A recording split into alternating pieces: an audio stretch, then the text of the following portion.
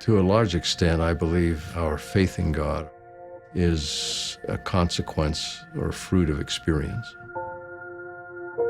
Quite a few years ago, I made a financial investment in a small business, and it began to require more to stay afloat. And it still didn't do well, and more was required. And it became a terrible economic threat.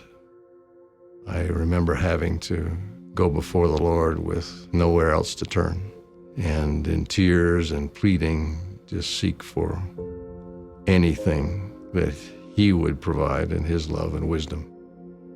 What I learned in that process was what it's like to come to a point in your life where you really have nowhere to turn but to God.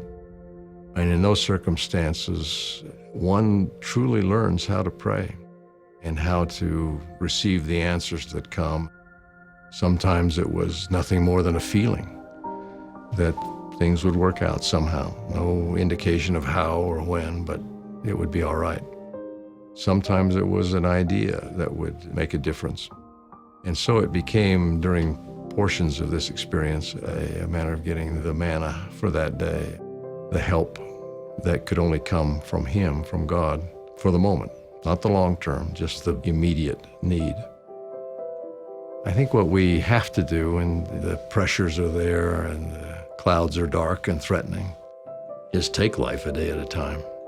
It helps at times not to think too far ahead and just do what the day requires. Give us this day our daily bread. We're not anticipating the hardship or suffering that might be entailed.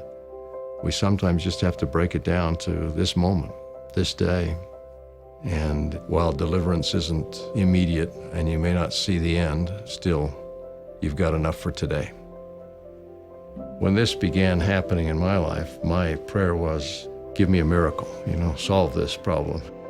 And it took a while to finally come to the point of saying, I'm content to get a daily help and let it take what time it takes, knowing that I can rely upon God. And it's been a blessing to me ever since to have had that rather harrowing experience because of what it meant for my relationship with Him. Maybe the greater blessing for us is to have to walk through it with Him